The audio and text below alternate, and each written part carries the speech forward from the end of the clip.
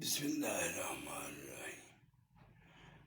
مرشد پاک سلطان باہو فرماتے ہیں کہ جو ذکر اللہ ہے وہی ہمارا ایمان ہے،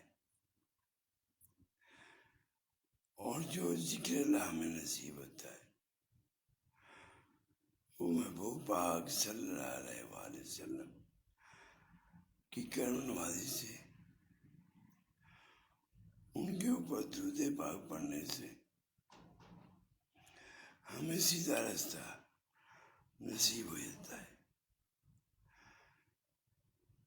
کیونکہ جو اللہ کا راستہ ہے کلمہ طیبہ کے مطابق کہ اللہ کو پہلے معبود مانا، پھر نبی پاک کو